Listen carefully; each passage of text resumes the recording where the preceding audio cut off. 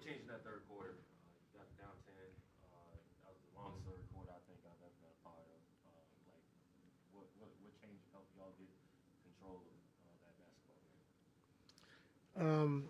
I thought defensively we came out and set a tone early. Well, early in that third quarter to set a tone defensively, was able to get out in transition, get some easy baskets, and then our challenge crew, Chris Holguin, that was a big challenge on that three that we challenged and actually won. So it just is a game. I mean, it was just a lot of back and forth. Never was really a great flow. We just kind of stuck in there and just stayed with it. And like I said, Zoo with 20 and 20 was huge tonight. James down the stretch was really huge. They tried to pressure him and topside him. And then, the last 5 minutes of the game, we just kind of went just ISO, got the spacing, and let James go to work. And he came through for us tonight, down the stretch. But overall, just a great team win, to stay with it. Like you said, being down, 10, in that second half, and having 5 guys in double figures, everybody contributed, and so that's the type of win we needed going into the break for us. We need to ask about James and his all-star case, Norman and his. This dude, I had to ask you before the game if he was even playing. He comes through with 20 and 20, and that's the best paint team in the league. They get held to 42 points and 55 paint shots. Like, how'd you get to not just to play and get through this game, but to excel? I mean, that's just who he is. He wants to play every single night, and we knew it couldn't, get any worse because he got, kneed or kicked, in his calf instead of straining something. So we knew if he can play through the pain, that he would be okay. And so, Zoo wants to play every night. Went and tested it out, got there on the floor, and like you said, went from not playing to playing for 40 minutes, So that's just who he is. I know all defense is a thing for him. Do you feel like what is your challenge to him to get to be an all-star selection with, this is not the first time he's put up 20. It's been the rocky defense and y'all the best defensive guys in the league. How can you challenge him between now and the end of January to, make the coaches put him on that group?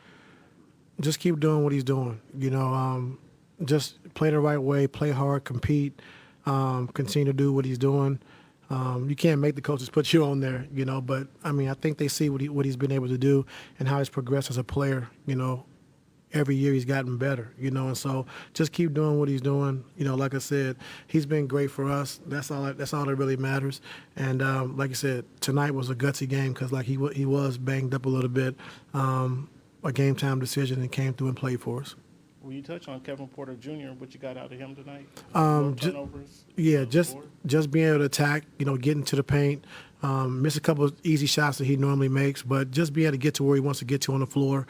And I thought when he came in the game to get himself going, he got some early assists, got guys some easy shots, and that allowed him to kind of ease his way into the game and start scoring offensively.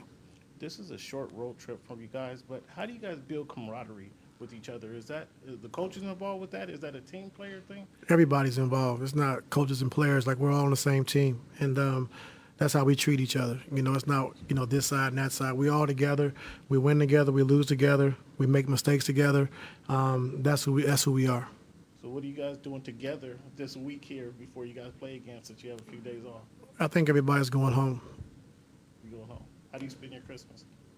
I spend my Christmas at home. And that's about all I can say.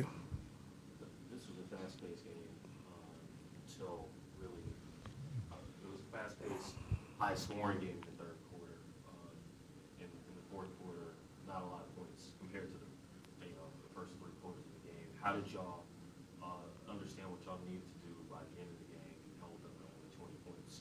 Well, we understood, going into the game, this team is number 1 in the league in offense. They average 123 points a game.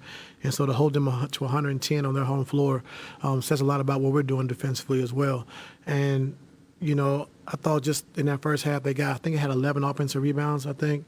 And so that's what allowed them to, be up and be up 7 at halftime. So we just try to do a better job of just trying to take those away. And when they did get offensive rebounds, fanning back out the shooters, not giving up threes. 'Cause I think in that second quarter, to end the quarter, we gave up 3 offensive rebounds for 3 threes, down the stretch. And so, that second quarter.